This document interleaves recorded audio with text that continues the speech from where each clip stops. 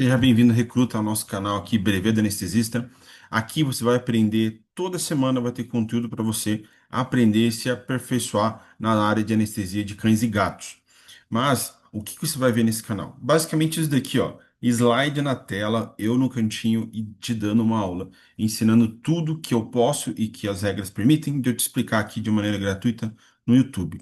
O que que você vai aprender aqui no nosso canal? Você vai aprender farmacologia, fisiologia, interpretação de exames, técnicas hospitalares, semiologia, vídeos da prática, insights, ideias do dia a dia, tudo que você precisa aprender para começar a anestesia de uma maneira mais segura.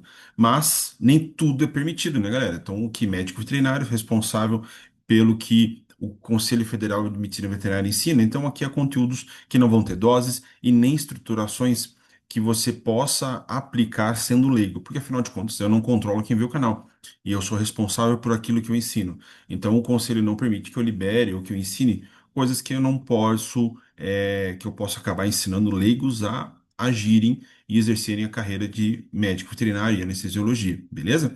Então, infelizmente, não briguem comigo, mas é regra que eu não posso. Ah, mas fulano faz, outro fulano não faz. Pois é, mas como dizia minha mãe, eu não sou todo mundo. Então aqui eu vou ensinar aquilo que realmente posso e que já é uma base muito interessante para você que quer aprender anestesia, mudar de carreira, está na faculdade, pensa realmente em seguir essa área de anestesia.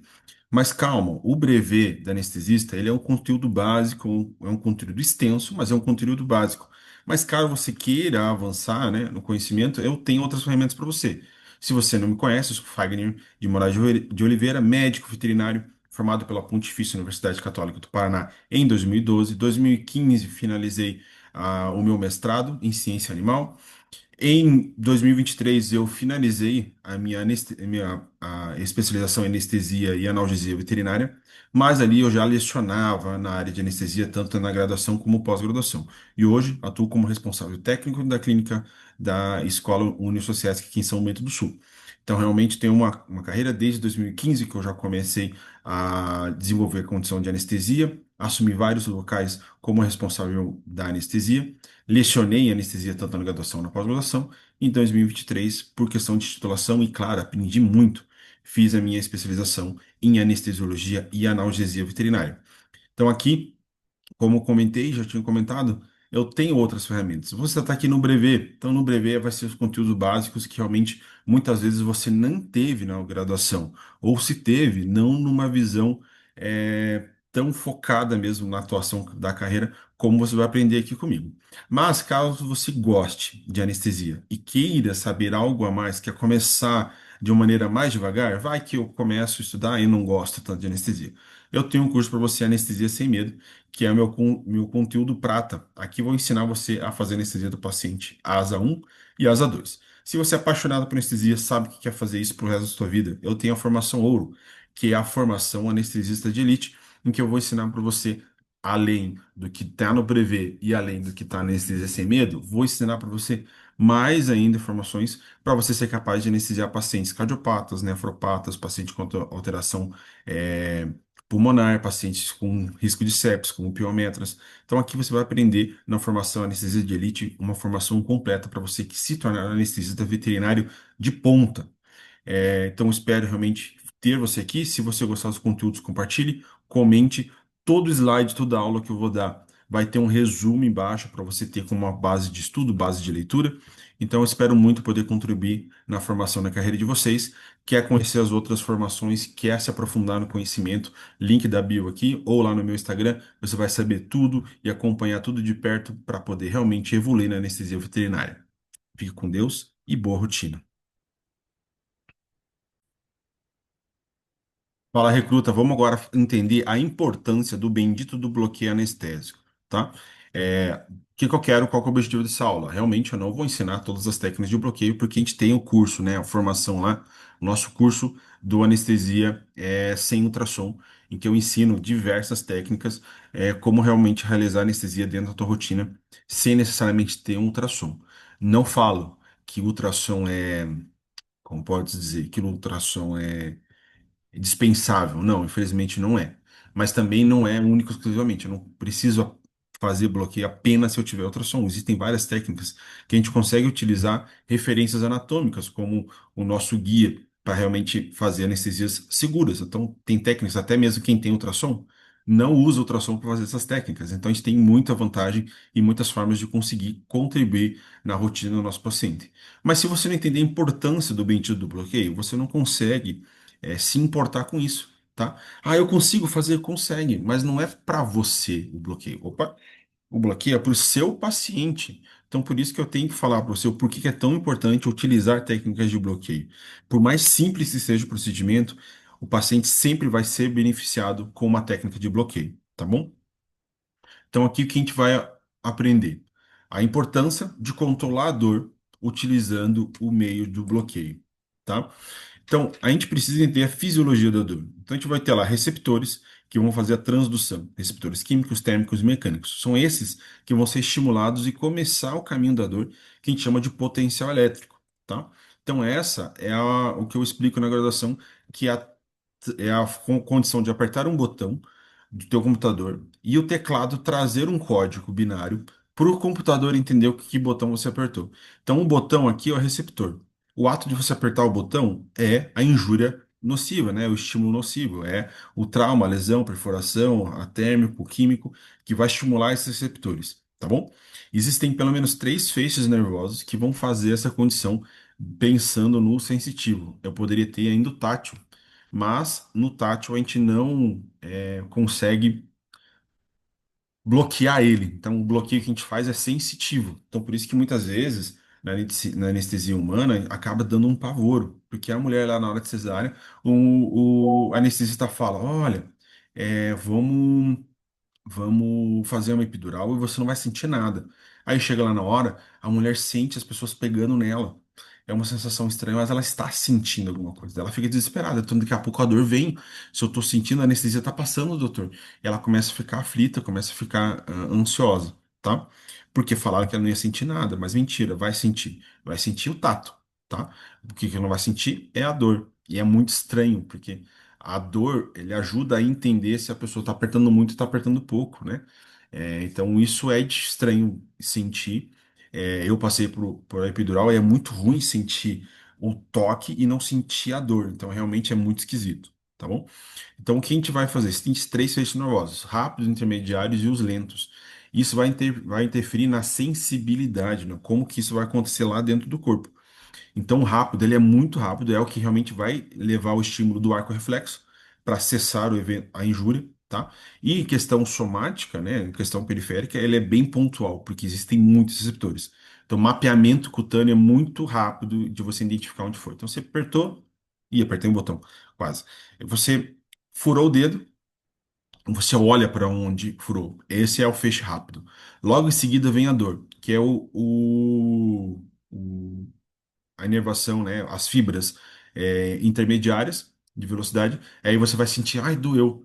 E de repente vem o ardor, vai arder. Aí você põe o dedo na boca. Na hora que arde, você põe. Então você tira o dedo e olha. São os feixes rápidos.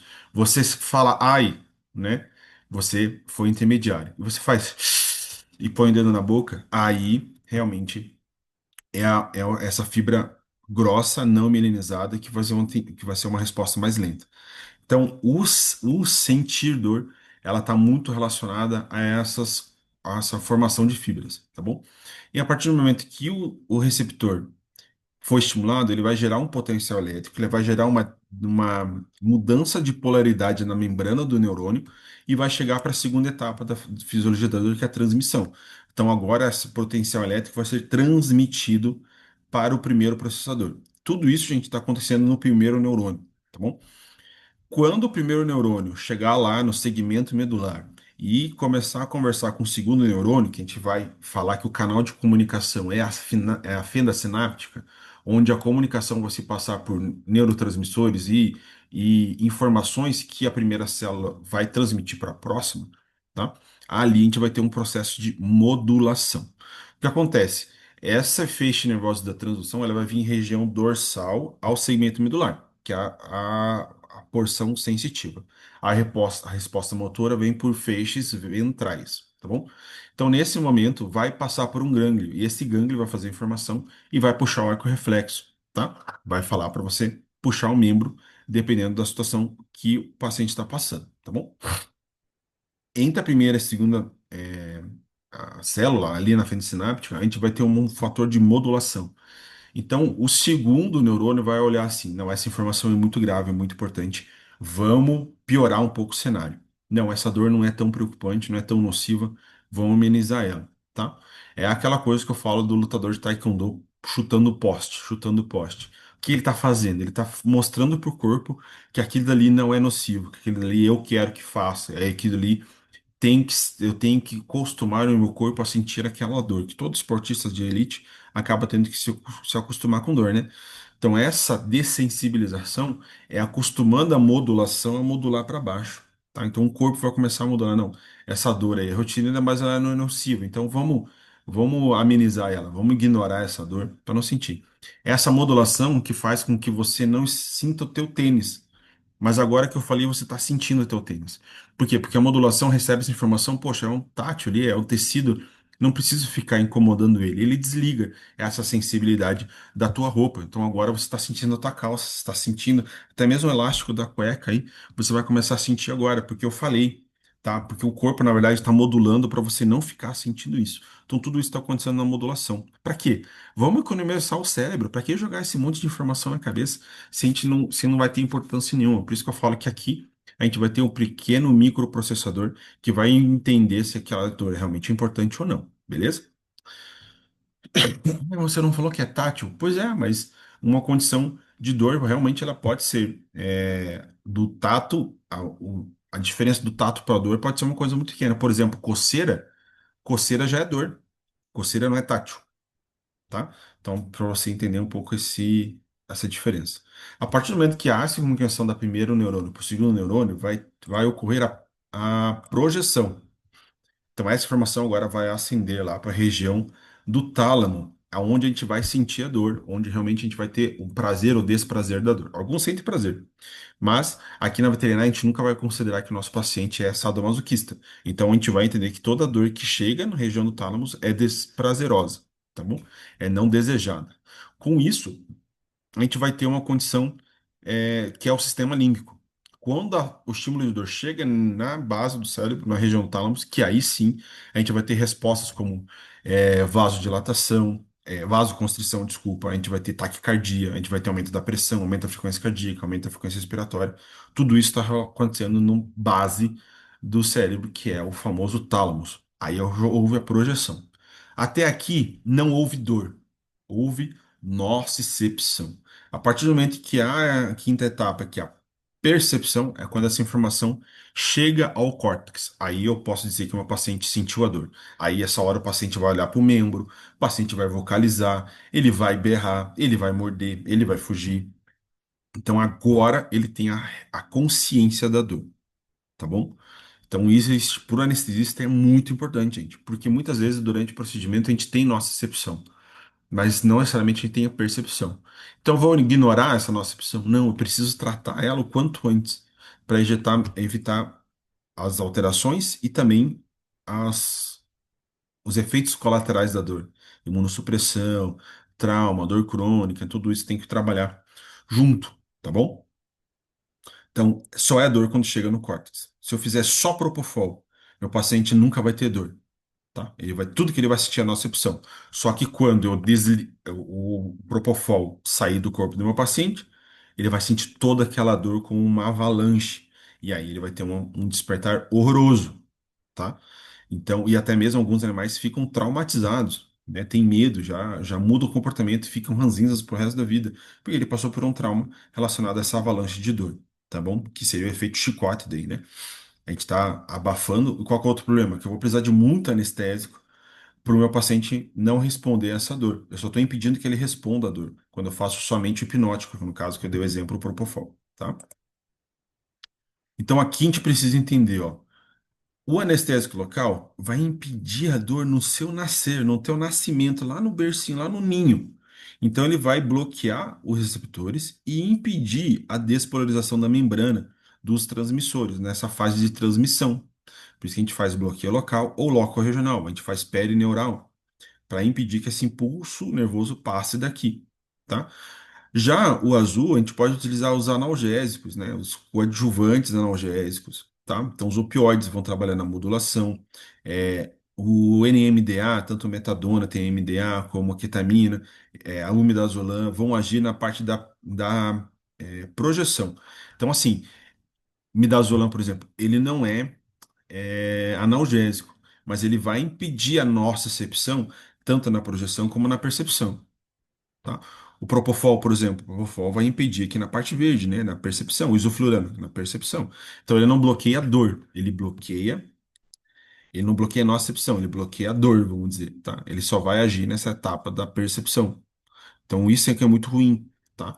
Então vai ter outros fármacos, por exemplo, meloxicam. Meloxicam vai agir também na parte vermelha. Qual que é a diferença da lidocaína e pro meloxicam nessa região aqui da transdução e transmissão? Que o meloxicam vai ter efeitos colaterais sistêmicos, vou ter que fazer uma dose, quando é necessário, uma dose mais alta, e ele não apaga a dor como um todo, tá? Ele vai mascarar os efeitos inflamatórios e deixar a dor fisiológica sem grandes complicações, dependendo do paciente. O anestésico local, não. O anestésico local vai fazer um interruptor. Ele vai ligar e desligar depois que passar o seu efeito.